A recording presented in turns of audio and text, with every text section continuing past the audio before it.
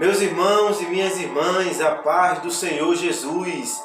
Graças a Deus por mais esta oportunidade que o Senhor me concede estar aqui com você mais uma vez para estudarmos mais uma lição desse terceiro trimestre do ano de 2023.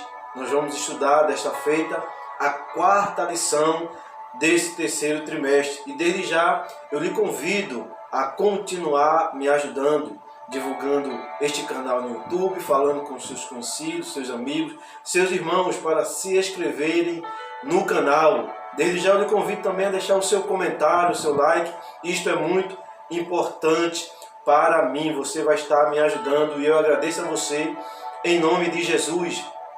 A quarta lição de hoje, a qual nós vamos estudar, tem por título Quando a criatura vale mais que o Criador. É o tema da lição de hoje. O texto áureo diz o seguinte: pois mudaram a verdade de Deus em mentira e honraram e serviram mais a criatura do que o Criador, que é bendito eternamente. Amém. Romanos capítulo 1, versículo de número 25. A verdade prática diz assim o seguinte da lição: a exaltação da criatura acima do Criador é a usurpação da glória divina pela mentira e vaidade humana. Uma palavra aqui da verdade prática que me chamou a atenção é usurpação. E o que significa esta palavra? É o ato ou efeito de enganar, burlar, fraudar ou lesar alguém. É o significado da palavra usurpação. A leitura bíblica em classe está baseada no livro de Romanos, capítulo 1, versículo 18 ao versículo de número 25. É a leitura bíblica em classe. E a introdução da lição de hoje vai falar sobre algumas características de algumas pessoas, de alguns homens, e o comentarista vai enfatizar aqui nessa introdução da lição homens soberbos, homens que vivem uma vida de insensatez. Só que ele atribui a soberba e a insensatez a homens ímpios, e sendo assim esses homens ímpios, eles se mantêm afastados da verdade de Deus. Ele vai falar aqui na introdução da lição sobre algo que vai caminhar na lição de hoje, que é a auto-idolatria. E o que significa a palavra auto-idolatria? Significa amor exagerado de si próprio ou das próprias obras, culto ou adoração de si mesmo. É o significado da palavra auto-idolatria. A palavra soberba significa orgulho, pretensão de superioridade sobre outras pessoas. A palavra insensatez significa uma pessoa que é insano, anormal, uma pessoa de difícil trato. Agora, esse significado dessas duas palavras, soberbo e insensatez, é uma característica que ele vai abordar de homens ímpios. Mas se nós não tivermos cuidado, nós podemos ter essas duas características também, a soberba e querer viver uma vida de insensatez. Mas, de antemão, ele vai tratar essas duas características em pessoas ímpias, seres humanos ímpios. O primeiro tópico da lição diz o seguinte: o desprezo à verdade. O primeiro item desse primeiro tópico, ele vai falar sobre a palavra impiedade e injustiça. Ele vai trazer o significado dessas duas palavras.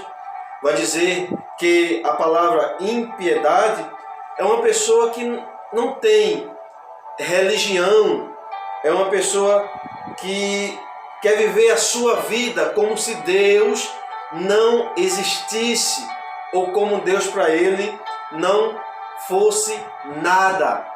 Já a palavra injustiça, ele vai trazer um significado de algo que não é reto, de uma pessoa que comete injustiça, que não anda com retidão, tanto diante de Deus, quanto diante do seu próximo. Ele vai falar nesse primeiro item, do primeiro tópico, que ambas as palavras revelam a situação geral da humanidade. Aí ele pontua, não regenerada. Quais palavras? A palavra impiedade e a palavra injustiça, que o significado das palavras está na lição, e eu acabei de falar para os irmãos e as irmãs que um é que quer viver como se Deus não existisse, e outro é pessoas que cometem injustiça diante de Deus e diante do seu próximo. Só que isto aqui não é uma exclusividade de pessoas ímpias. Eu quero pontuar isto aqui.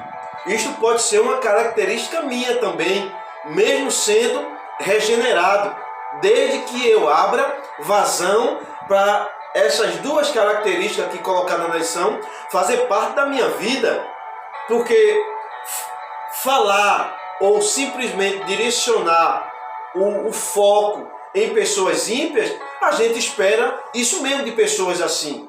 Mas a gente tem que ter cuidado e ficar vacinado contra essas duas coisas. Como, por exemplo, os irmãos de José. Os irmãos de José cometeram uma injustiça com o seu irmão.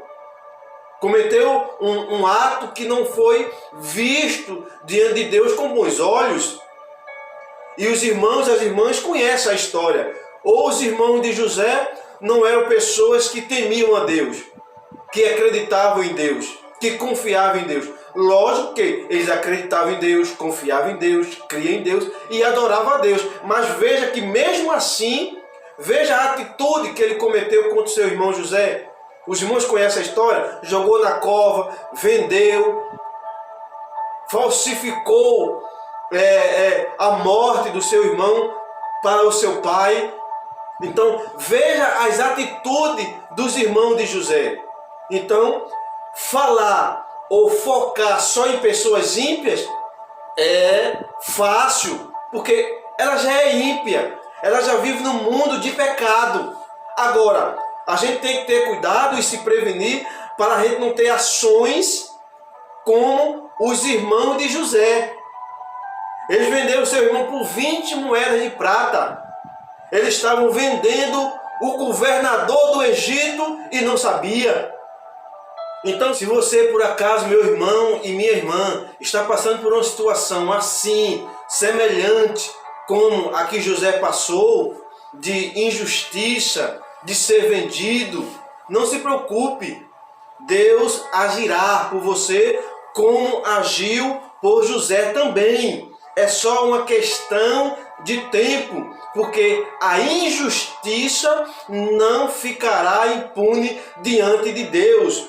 Ele vai falar aqui também, nesse primeiro item do primeiro tópico, sobre pessoas que vivem uma vida assim e está com a mente cauterizada. E o que significa ter uma mente cauterizada? Literalmente é uma mente que é dominada pelo diabo, e tem um significado de ter a mente morta, fechada, insensível. No grego é queimar ferro na brasa. Quando a pessoa leva uma queimadura e fica aquela cicatriz, a pele da pessoa fica insensível ao toque. Então, mente cauterizada é isso, é uma mente morta, insensível, fechada, dominada pelo diabo. Literalmente é o que diz o texto bíblico quando vai falar sobre ter mente cauterizada. O segundo item do primeiro tópico diz assim: a insensatez humana. O apóstolo Paulo assegura que a revelação geral de Deus por meio da natureza faz com que o ser humano possua o conhecimento sobre o Criador. Por isso, ninguém pode ser indesculpável acerca da realidade divina, nem de seu eterno poder. Isto é uma verdade bíblica. Paulo estava falando aqui que Deus é manifesto ou se manifesta e fica conhecido também pela natureza. E as pessoas têm este conhecimento. As pessoas têm acesso a isso. Só que um ponto aqui. Como é que uma pessoa que está com a mente cauterizada, fechada, morta, insensível, para enxergar e ter conhecimento das coisas, vai ter esta punição aqui, indesculpável, ou seja, não tem perdão.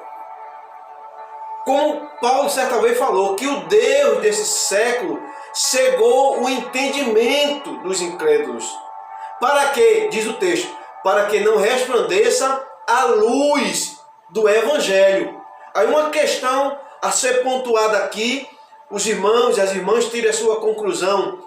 Pessoas que vivem nesta vida com a mente desse jeito, com a mente fechada, com a mente morta, insensível, dominada a sua vida pelo diabo, elas vão ter perdão ou já estão condenadas?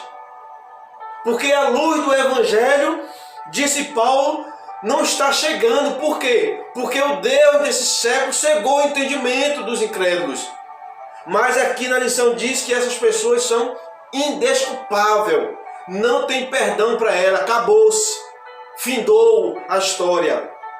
E a resposta é pessoal. Cada um dará a sua resposta.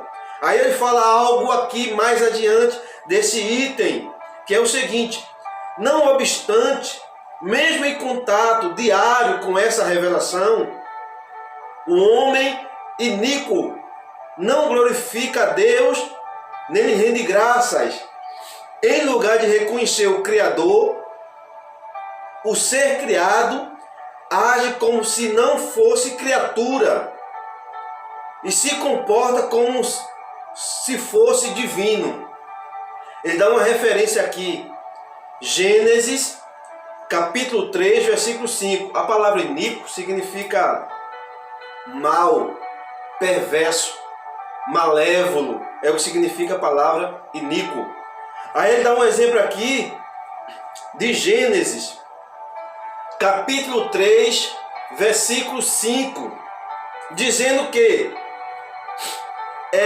atribuindo a Adão e Eva, dizendo que eles estavam se considerando um ser divino, quando o texto bíblico não está falando sobre isto.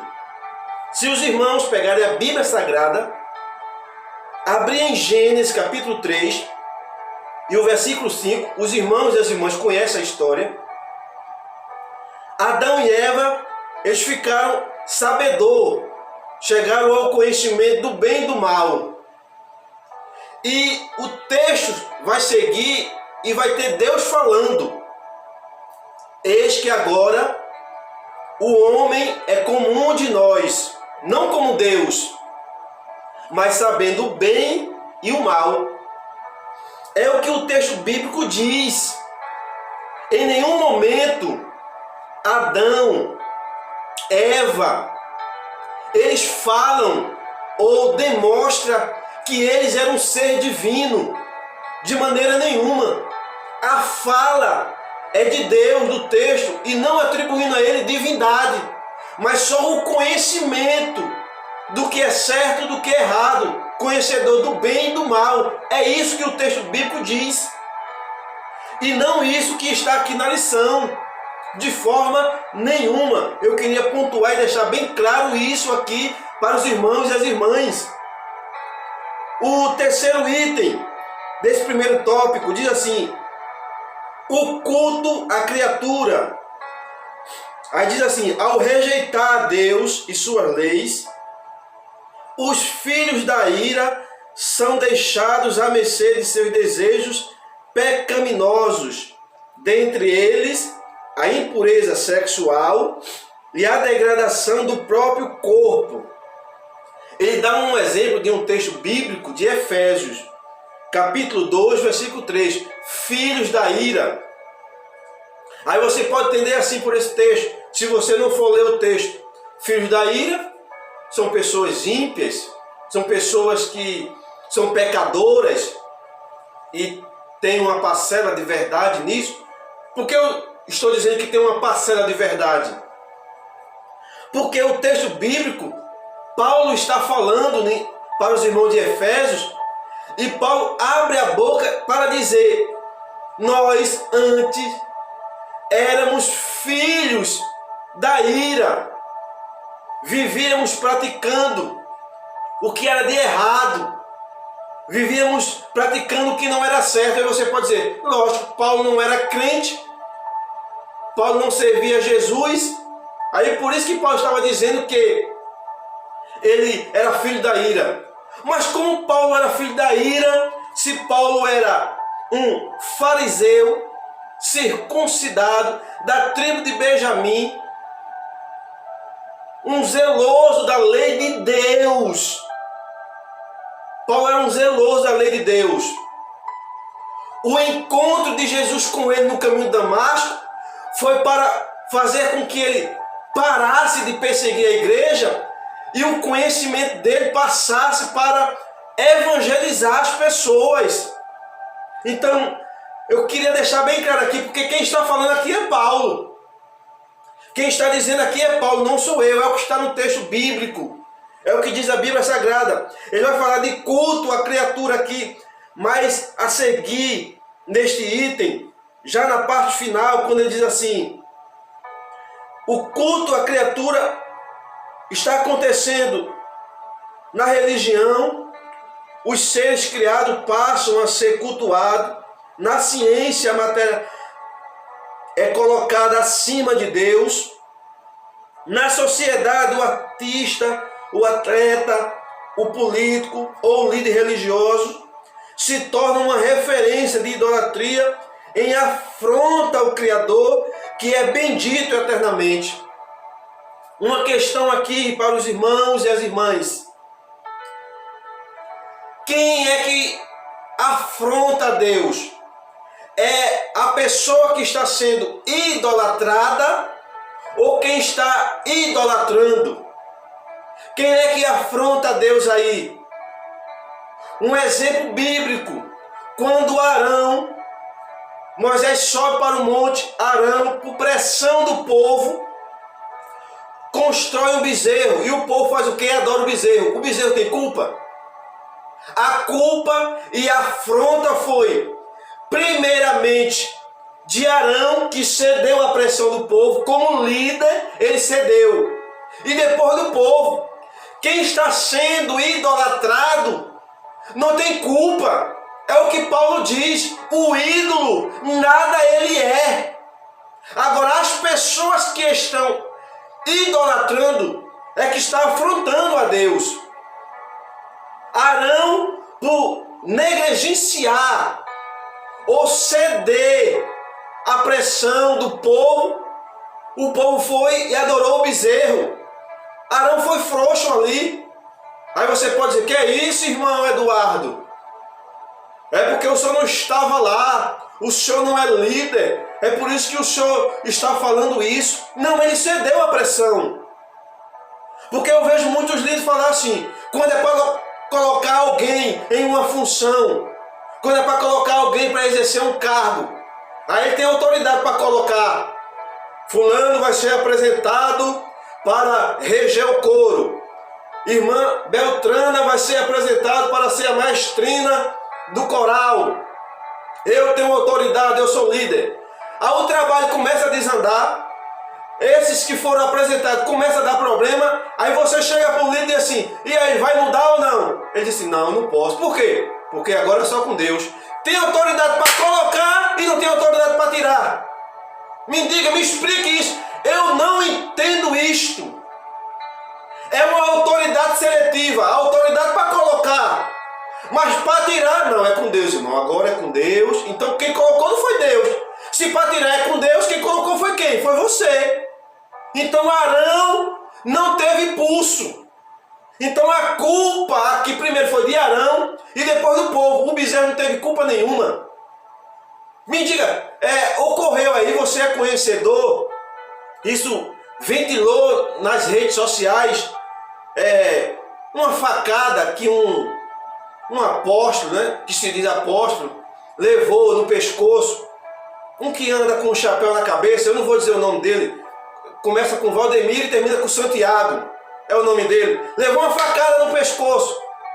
Aí o lenço que ele saiu protegendo o sangue, semanas depois ele estava no altar, dizendo que quem tocasse naquele lenço seria curado, receberia a bênção, a cura. Me diga se ele tem culpa, ele pode ser um charlatão. Está negociando dentro da igreja.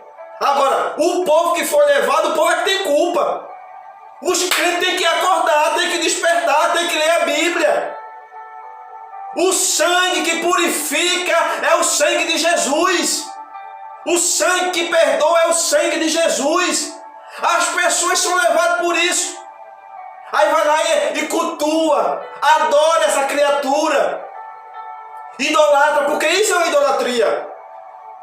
Então a culpa principal é do povo que está sendo levado por isso.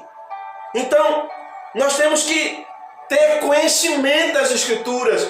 É por isso que Deus falou: o meu povo é destruído. Por quê? Falta conhecimento. Falta conhecimento de Deus, falta conhecimento das Escrituras Sagradas. Mas infelizmente é isso que acontece no nosso meio.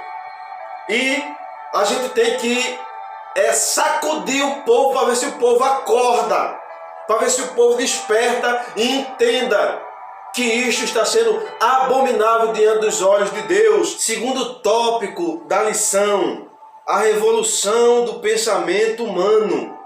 Nós vamos tratar nesse segundo tópico sobre alguns assuntos aqui que, primeiro item, renascentismo, é o que nós vamos abordar aqui.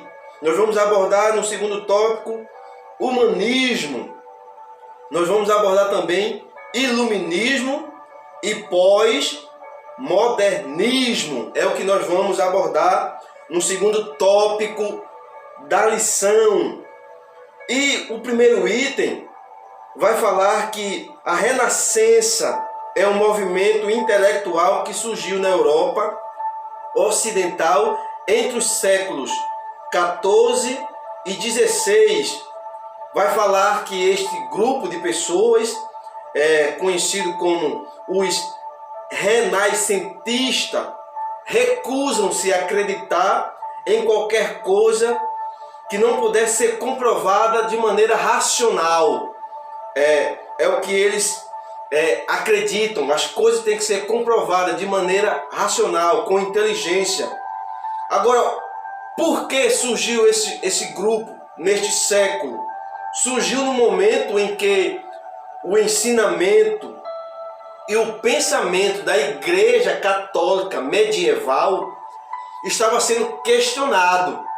Os ensinamentos, as posições de pensamento da Igreja Católica estavam sendo questionados. Aí este grupo veio com essas características de só acreditar nas coisas de maneira racional, com inteligência. 4 pilares básicos são o que eles defendem. Primeiro, a razão é o único caminho para se chegar ao conhecimento e que tudo pode ser explicado pela razão e pela ciência. Agora nós, como cristãos, nós não vemos assim. Por quê? A Bíblia diz o oposto. Romanos capítulo 1, versículo 17 e Hebreus capítulo 10, versículo 38 vai dizer que o justo viverá da fé. A gente não precisa de uma comprovação racional ou da ciência para acreditar nas coisas. A gente vive, ou é para viver, pela fé. É ver a porta aberta ela sendo fechada. É ver o mar calmo quando a tempestade está assolando o barco. Isto é viver pela fé. Segundo pilar desse grupo, que é o experimentalismo, onde tudo tem que passar por um experimento científico para ser comprovado. Terceiro, individualismo.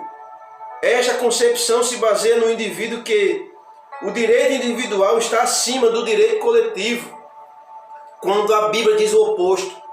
O apóstolo Paulo, falando aos irmãos de Filipenses, capítulo 2, versículo 3 e 4, ele vai dizer o seguinte, que a gente tem que pensar mais no próximo do que em nós mesmos. Que a gente tem que valorizar mais o próximo do que a nós mesmos. É o que diz o texto de Filipenses. Eu sei que é um texto que está muito esquecido dentro das igrejas, isso. Mas é algo bíblico que tem que ser feito e tem que ser executado.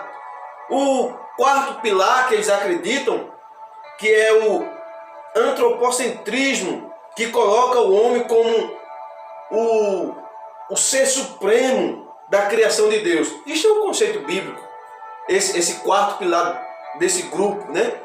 Isso é um conceito bíblico. Por quê? Porque o ser humano é a obra-prima de Deus. O ser humano é a obra-prima de Deus. É o que diz a história do cristianismo e a história da Bíblia Sagrada. Aí vai falar algo aqui a seguir nesse primeiro item, já no final, que é o seguinte: assim surgiram os primeiros efeitos do processo de secularização da cultura, quando a vida social passou a ceder espaço para o racionalismo e o ceticismo. Ele deu um exemplo bíblico aqui, João capítulo 20, versículo 25 a 29, que é a história de Tomé. Quando Jesus Cristo ressuscita, Tomé pede para ver, ou quando os discípulos, né, dizem que Jesus Cristo apareceu a eles, Tomé não acredita, e Tomé diz assim: eu só acredito se eu ver as mãos furadas, tocar no lado dele, enfim, ver ele presencialmente. Só por relato eu não vou acreditar. Aí ele colocou aqui Tomé num bojo de ceticismo. Ceticismo é falta de crença, descrença, incredulidade. Aí você pode dizer assim: mas Tomé foi incrédulo. Jesus Cristo, quando apareceu aos discípulos, os discípulos estavam dentro da casa com medo. Aí Jesus Cristo apareceu e disse assim: Pai seja convosco. E assim que ele disse Pai seja convosco, ele já mostrou as mãos aos discípulos. Já mostrou o lado onde ele tinha sido atingido aos discípulos. Aí os discípulos se alegraram porque acreditaram com aquela demonstração que era Jesus. Aí depois Tomé ficou ciente de que Jesus apareceu. Aí ele disse assim: eu só acredito se eu ver as mãos. Vocês não viram? Vocês não viram a mão dele? Ele não mostrou a vocês? Então, só que Tomé entrou num bojo de seu discípulo, e só Tomé era o discípulo incrédulo. Quando o texto bíblico vai dizer que os discípulos só acreditaram porque Jesus mostrou as mãos furadas também. É o que diz o texto bíblico. Pelo menos é a narração bíblica. Aí você lê o texto e vai ver que o que eu estou falando aqui é baseado nas escrituras sagradas. Humanismo. A Itália foi o principal centro do humanista nos fins do século XV. O fundador ou criador do humanismo é um homem chamado Francesco Petrarca. Era um intelectual, poeta. Ele nasceu no dia 20 de julho de 1304 e faleceu no dia 19 de julho de 1374, ou seja, aos 70 anos de idade, humanista. Ele acreditava e defendia que resposta tinha que ser, perguntas essenciais da vida tinham que ser respondidas. Como a pergunta, né, que muitos dizem: por que nós estamos aqui? De onde viemos? Para onde vamos? É um conceito de Francesco Petrarca. Este conceito, ele diz que o homem tem que fazer uma análise de si próprio. É um conceito bíblico, né? Paulo disse que o homem examine a si mesmo. Então ele defendia esses conceitos. o humanista, alguns princípios que o comentarista aqui vai falar que ia de encontro com a Bíblia Sagrada. Alguns, outros não. Aí mais a seguir vai falar o terceiro item do segundo tópico: iluminismo e pós-modernismo. Eu vou ler uma parte aqui. Iluminismo surgiu na Europa entre os séculos 17 e 18. Seus adeptos rejeitavam a tradição. Que tradição? Vamos seguir. Buscavam resposta na razão. Entendia que o homem era o senhor do seu próprio destino e que a igreja era uma instituição dispensável. Que igreja? Que tradição? E que igreja?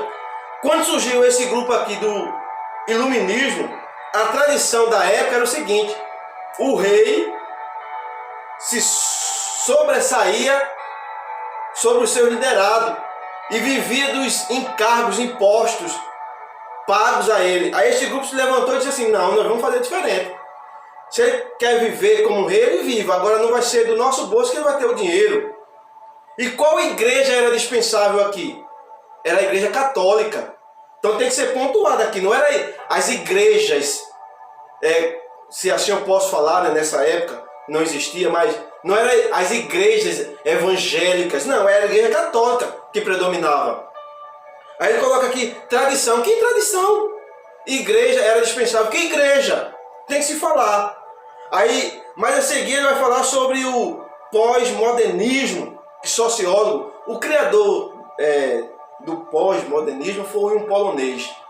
Aí você não vai pedir para eu falar o nome do rapaz em polonês, né? Que aí eu não vou conseguir.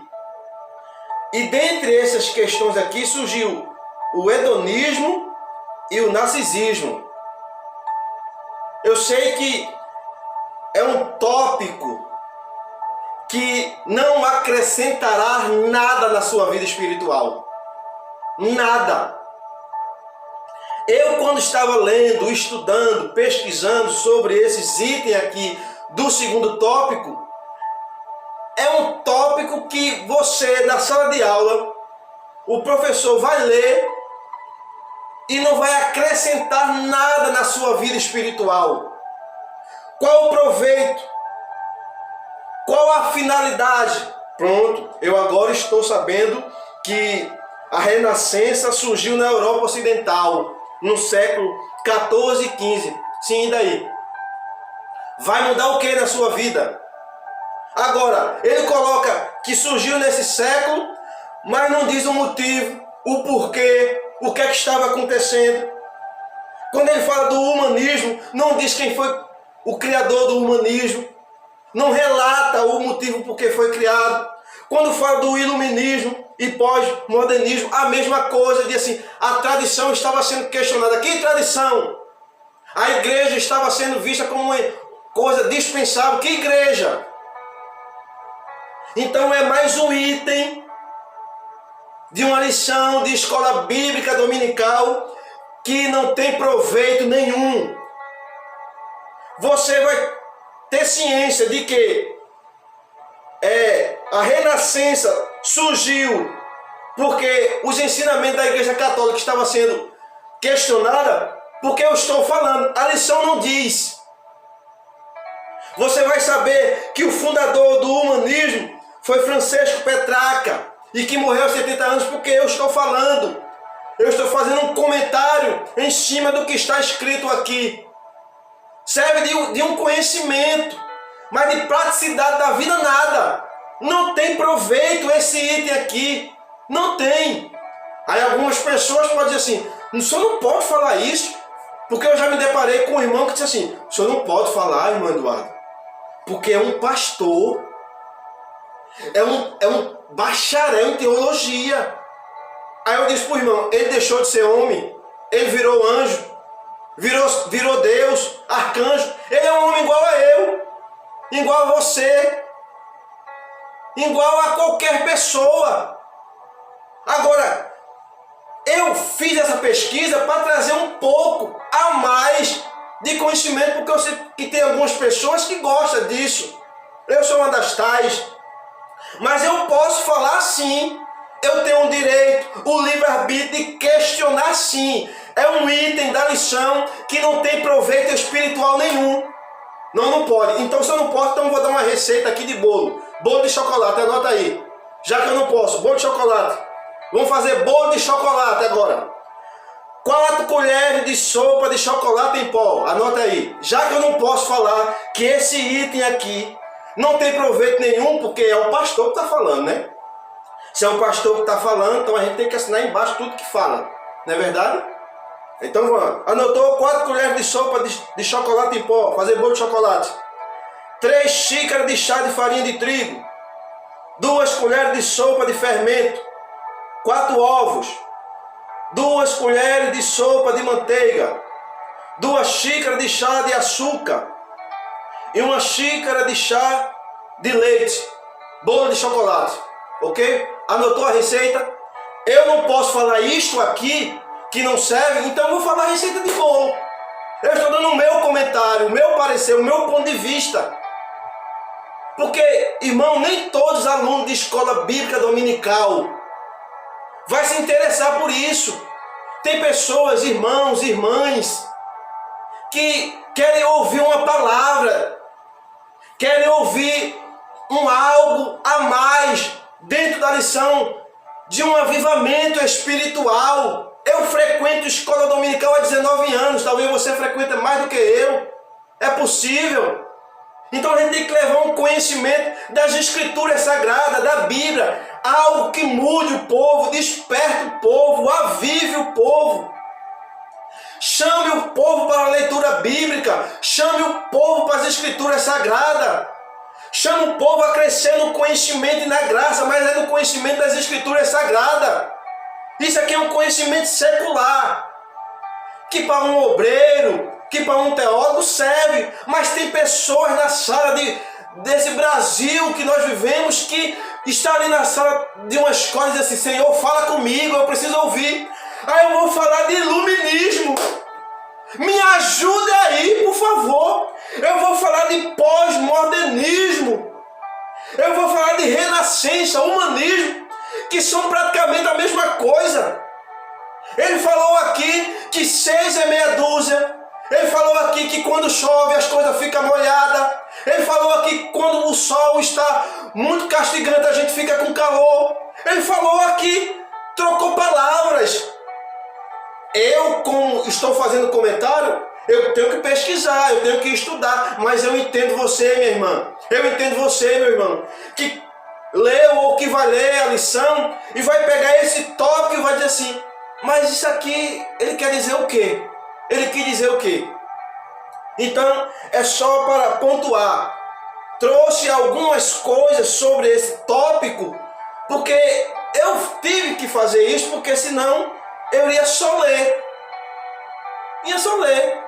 Tudo bem, a tradição do iluminismo estava sendo questionada, mas que tradição? A igreja estava sendo vista como uma coisa dispensável, mas que igreja? Tem que dar nome, tem que dizer as coisas. Eu estou falando isso porque é algo que está dentro da minha alma. Eu amo escola dominical. Está no meu sangue. Muitos amigos meus estão me acompanhando pelo canal no YouTube. Muitas amigas, irmãos em Cristo, sabem disso. Eu amo escola dominical. E não aceito, nesse tempo todo que eu frequento escola dominical, um ensinamento de papagaio, de repetir só o que está escrito. Temos que estudar, temos que pesquisar, temos que ir atrás. É algo bíblico. É a Bíblia que nos orienta, é Deus que nos orienta. Então eu queria deixar bem pontuado. Não queria deixar passar batido o tópico de uma lição. Não queria deixar batido, mas quero pontuar isto aqui. Quero pontuar mais uma vez a minha opinião, o meu ponto de vista. Aí você pode discordar, você pode ter um ponto de vista diferente, achar que não era necessário falar isso. Tudo bem, mas eu achei. Então eu tenho o direito de falar. Você pode não concordar. Aí é um direito seu. Não tem problema nenhum. Amém, meus queridos? Terceiro tópico da lição. Tipos de auto-idolatria. Idolatria da autoimagem. A idolatria é tudo que se coloca no lugar da adoração a Deus. Nesse caso, podemos dizer que o culto à autoimagem é uma forma de idolatria. Enquanto Cristo reflete a imagem de Deus, o narcisismo humano reflete a natureza do pecado. Aí ele vai dar 2 pontos aqui que eu achei interessante nesse tópico. Porque lições de escola bíblica dominical é para nos chamar a atenção de algo bíblico. E ele colocou nesse tópico aqui algo interessante, algo bíblico. Então nós vamos falar sobre algo bíblico. É o seguinte: desse modo, uma pessoa não regenerada tem a necessidade de autopromover-se, desenvolvendo uma opinião elevada de si mesmo. Lucas capítulo 18, versículo 11. Você conhece o texto? Isso aqui é algo muito forte. Lucas capítulo 18, versículo 11. Jesus contando a história. 2 homens subiram ao templo para orar. Foram para onde? Para o templo. Fazer o quê? Orar, os 2. Aí Jesus disse assim: um era fariseu e um era publicano. Disse qual era a classe de um e do outro. Aí o fariseu, Jesus dizendo assim, ele começou a orar. E começou a orar assim: ó Deus, graças te dou, porque eu não sou como os demais homens, roubadores, injustos, adúlteros, pecadores, e nem como este publicano. Este é tão pejorativo. Não sou como este. E outra coisa, eu jejum 2 vezes por semana. O senhor sabe disso? O senhor me acompanha? E outra coisa, eu dou o dízimo de tudo quanto possuo. Se promovendo na sua oração. O culto à autoimagem é um texto antigo, mas é um texto atual. Pessoas estão querendo chamar a atenção de Deus pela forma de formalismo religioso.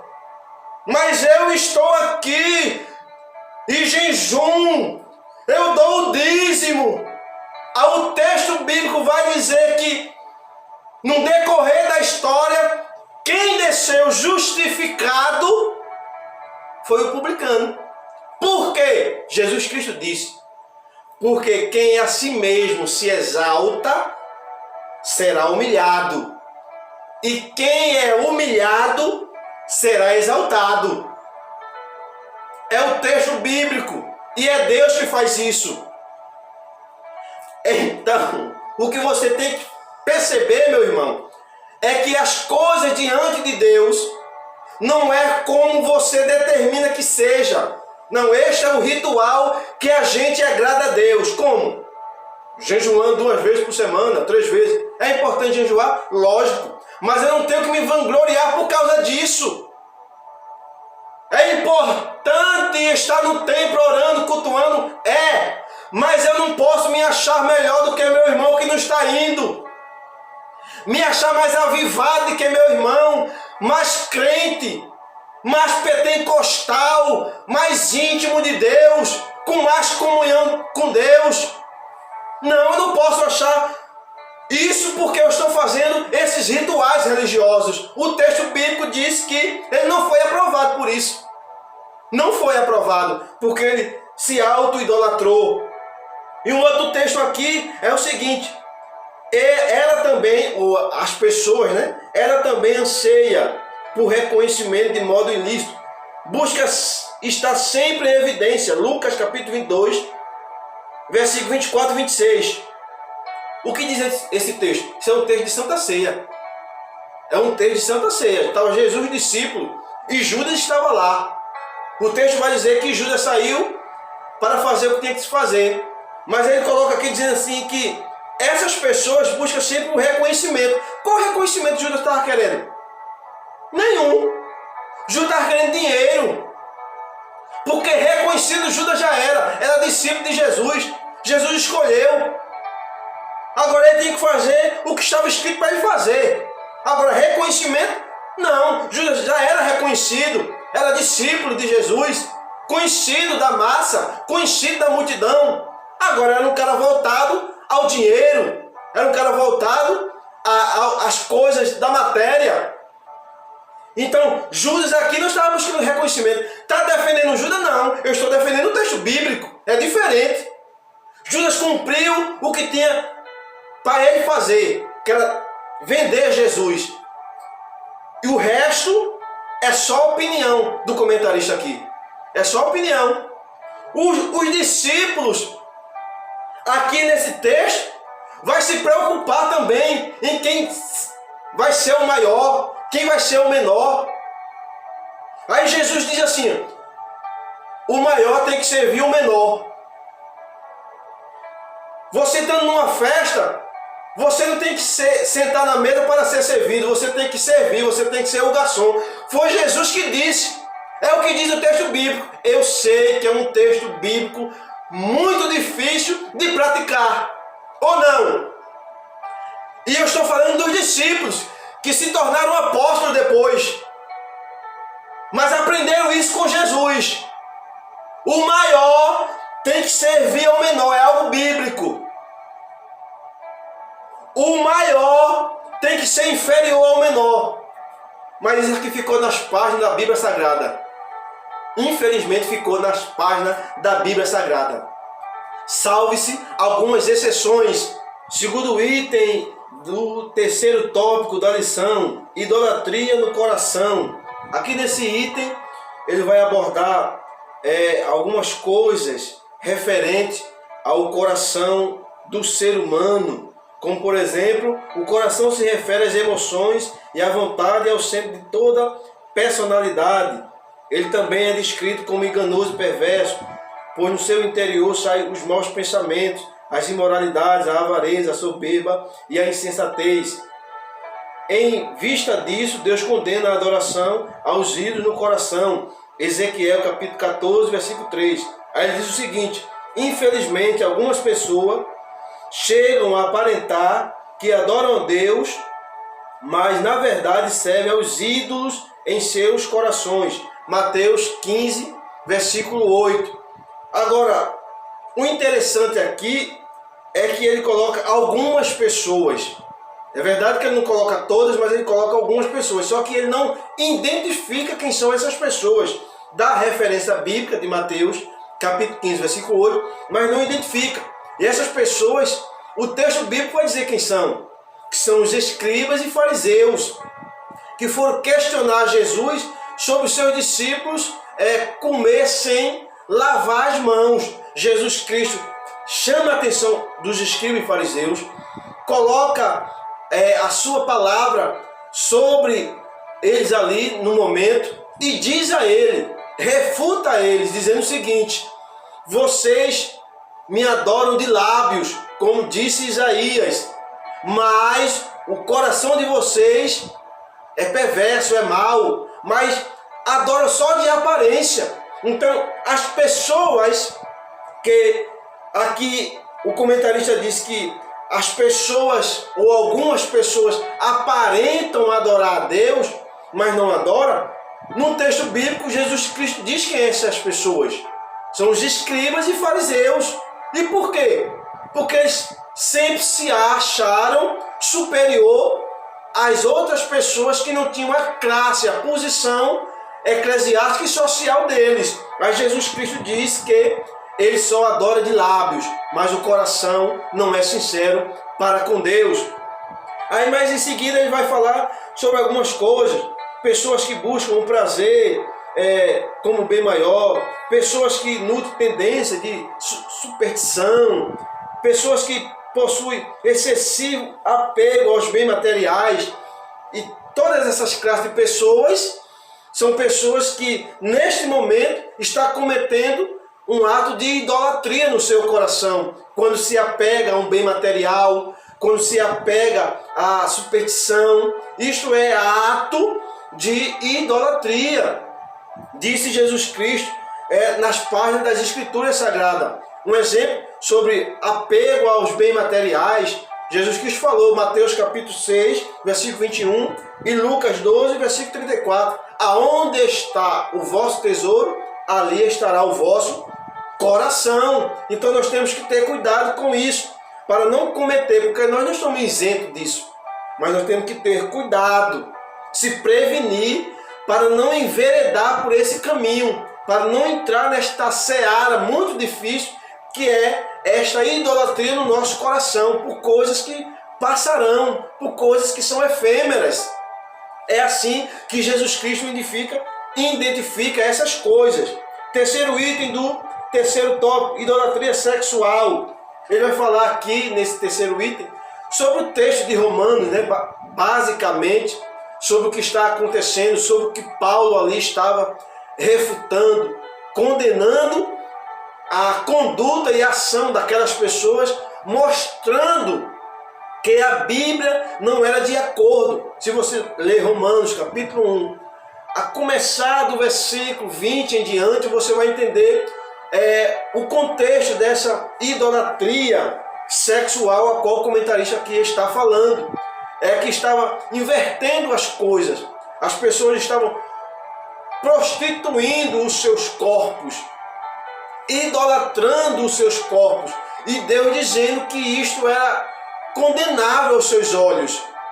O texto bíblico vai dizer, mulheres que deixaram o uso natural e se enveredaram para ter relação mulher com mulher. Depois o texto vai falar homem com homem também. Então, isto aqui diante de Deus é uma profanação, uma idolatria do corpo que está ocorrendo de maneira sexual. Ali era algo que estava acontecendo de maneira sexual. Então, aqui nesse terceiro item, ele vai falar sobre a concupiscência, né, que é um desejo desordenado, desenfreado, algo que as pessoas estavam praticando na época, e hoje, nos dias que nós estamos vivendo, a gente vê isto diante dos nossos olhos, nas redes sociais, nas reportagens, e a gente tem que se prevenir, educar as pessoas, educar os nossos filhos e passar este ensinamento, esta verdade bíblica para essas pessoas, para eles chegarem ao conhecimento da verdade que há em Cristo Jesus. Amém, meus queridos? Este aqui foi mais um comentário, mais uma lição, mais uma opinião que eu dei sobre mais uma lição, e desta feita a quarta lição desse terceiro trimestre. Espero que você tenha entendido, compreendido, e que a lição de hoje você possa tirar algo de proveito para a sua vida, algo de conhecimento prático, espiritual para a sua vida. Amém, meus queridos? Quero agradecer a Deus por essa oportunidade e agradecer a você também que vem me acompanhando. Deus abençoe a você e a sua família, e até a próxima lição, em nome de Jesus.